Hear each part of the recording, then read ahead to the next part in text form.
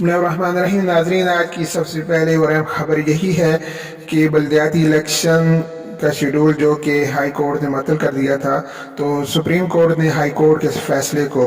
मअतल कर दिया है। इस सिलसिले में तफसीलात ये हैं कि ये इलेक्शन कमीशन की जानिब से कहा गया कि ये केस जो कि इसकी समाअत का नोटिस हमें 1 फरवरी को जो कि जारी हुआ था, हमें 2 फरवरी को मिला। तो उस वक्त तक हाई कोर्ट ने इलेक्शन कमीशन को सुने बगैर इलेक्शन को जो है वो मअतल कर दिया था। और इस तरह ये जो दरख्वास्त दी गई थी वो सिर्फ 5 ज़िला के शेड्यूल को मौखर करने की दरख्वास्त दी गई थी, लेकिन उसकी बजाय 18 ज़िला में बल्दियाती इलेक्शन को मौखर कर दिया गया है। इस सिलसिले में वकील जो इलेक्शन कमीशन के थे अफगान करीम कुंडी, उन्होंने कहा कि मौसमी हालात का बहाना बनाकर फौरी तौर पर जो है इलेक्शन जो है वो मअतल किया गया था, और इससे अवामी हलकों में और बल्दियाती उम्मीदवारों में खासी बेचैनी पाई जाती थी। इस सिलसिले में जस्टिस आयशा मलिक और जस्टिस एजाजुल हसन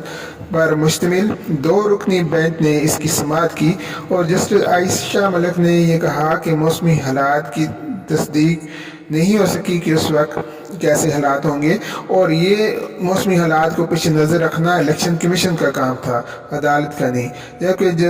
जस्टिस एजाजुल हसन ने कहा कि आखिर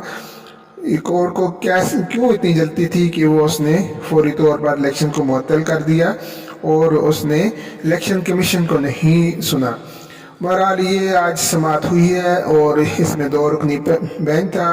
जिसमें जस्टिस आयशा मलिक और जस्टिस एजाजुल हसन शामिल थे। और ये समाअत जारी रहने के बाद अब ये 14 फरवरी तक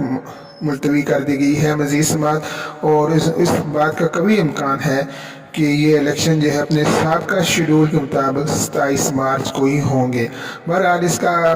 फैसला जब तक नहीं आता तो तब तक हतमी बात नहीं कही जा सकती, लेकिन जो हालात बता रहे हैं वो यही है कि साबिक़ा फैसला बरकरार रहेगा जो कि इलेक्शन कमीशन ने किया था 27 मार्च को बल्दियाती इलेक्शन सूबा के 18 ज़िला में करने का, और उम्मीद है कि यही फैसला जो है वो बहाल हो जाएगा।